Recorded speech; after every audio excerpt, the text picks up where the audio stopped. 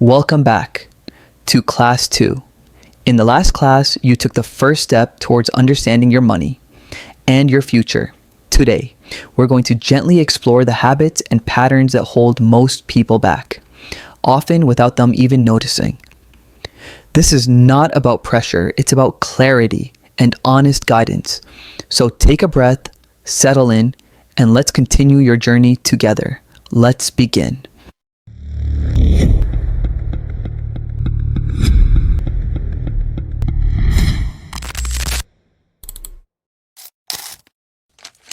Now, let's talk about the key unseen advantage of starting early.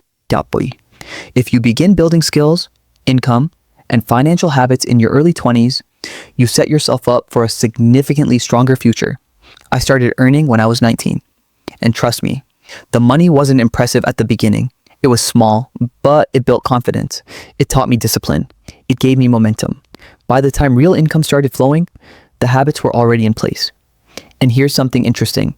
Studies in the US show that many of the most successful entrepreneurs, the ones leading in their industries, tend to hit their peak in their early 40s.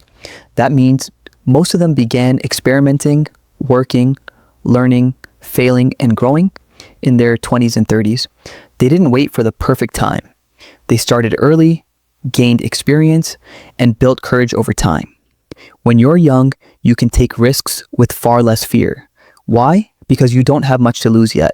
But in your 30s or 40s, most people develop fears. Family responsibilities, mortgage, kids, aging parents. So the 20s are the best time to experiment, to try new things, to learn aggressively, to build a foundation that makes FI possible later. If you start early, even if you make mistakes, you're still ahead. And that's why building your FI1 safety shield, matters.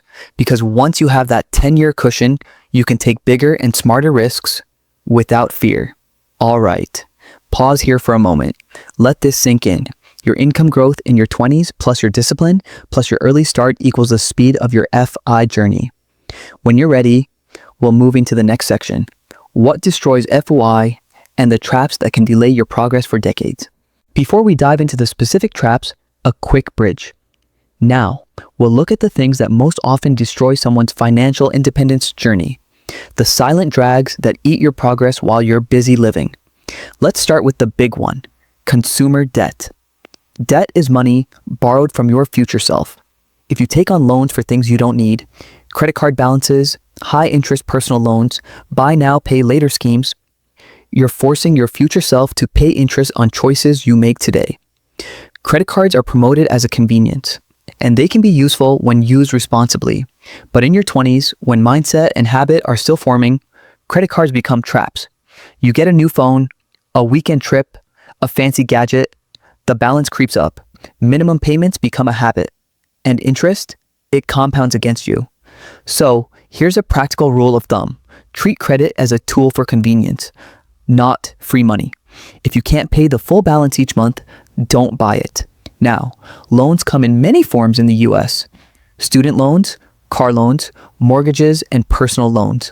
A loan for building long-term value, like a low-interest mortgage on a primary home or a student loan that truly increases lifetime earnings, can make sense.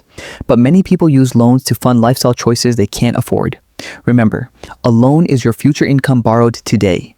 Use it for leverage, not consumption. Another destructive pattern is lifestyle inflation.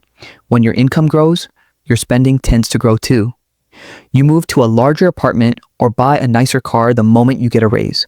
Suddenly, your raises disappear into monthly expenses.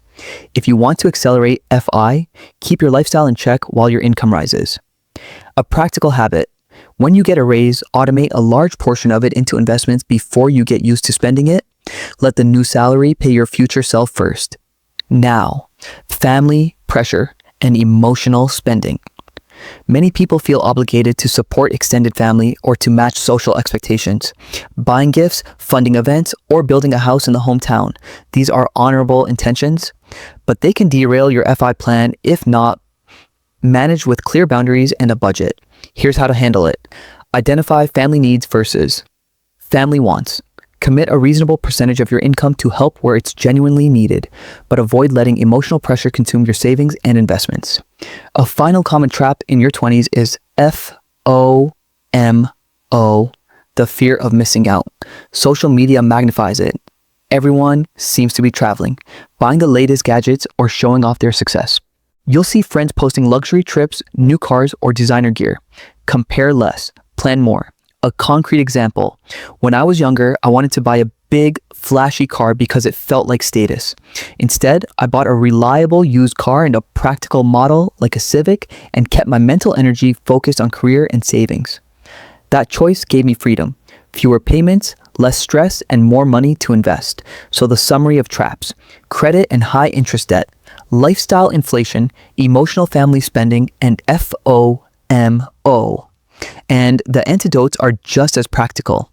Kate, avoid carrying credit card balances.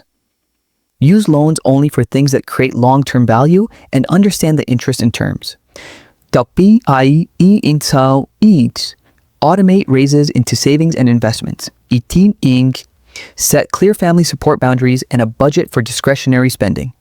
If you can apply those habits consistently in your 20s, you will outpace 90% of your peers financially. All right, wrap this section up in your notes.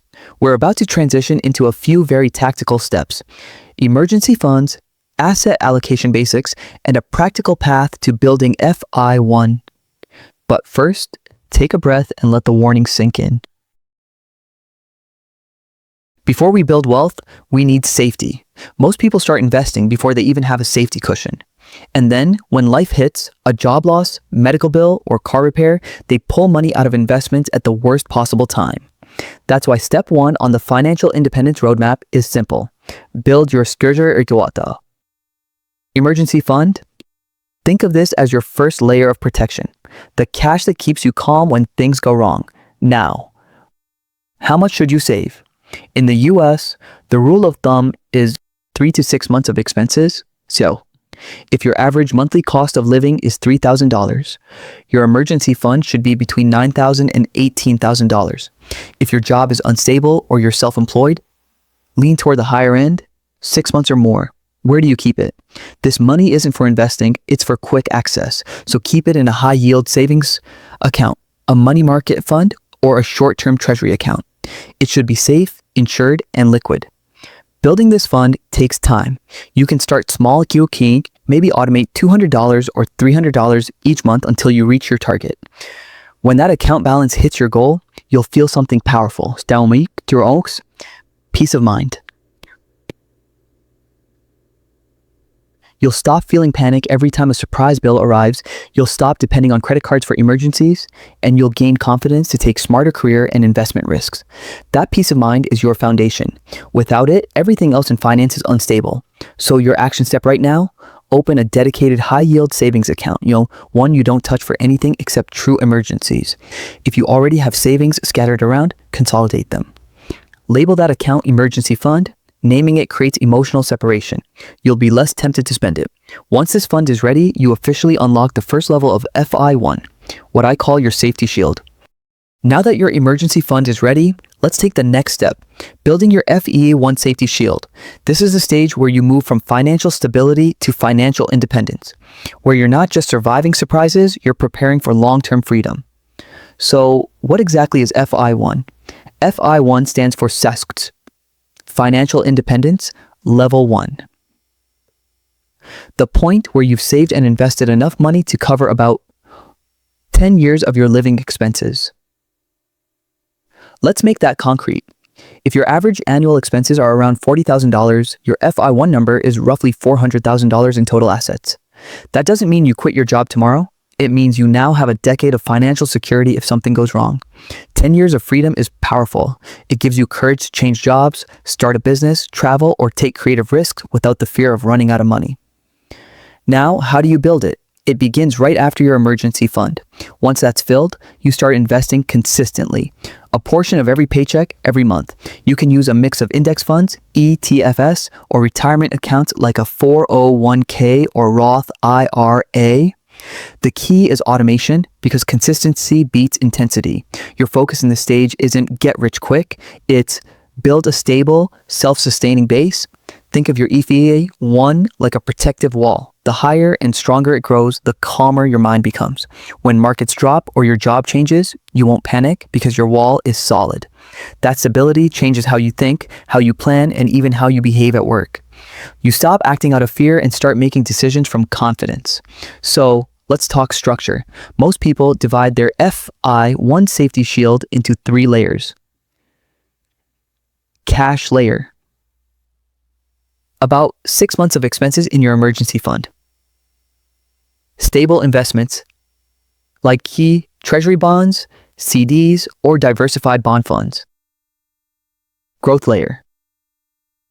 Broad market index funds or ETFs that compound over time. Together, they form your personal safety ecosystem. And once you cross that FI1 threshold, you gain the one thing money truly buys: time. You can choose projects, opportunities, or even breaks that align with your values, instead of chasing every paycheck in fear. So take a minute right now and calculate your number. Your average yearly expense multiplied by 10. That's your FI1 goal. Then ask yourself, what small habit today moves you one step closer to that number? Because every automated deposit, every dollar you invest, is another brick in the wall that protects your future freedom. In the next section, we'll look at how to invest that money wisely, start understanding assets, returns, and risk, so your safety shield keeps growing even while you sleep. Alright, that wraps up class 2. Today, you uncovered the habits and patterns that quietly hold most people back in their 20s. And now that you're aware of them, you're already ahead of almost everyone your age. Take a moment to process what you learned. Because in class 3, we start building the habits that actually move your life forward. I'll see you there.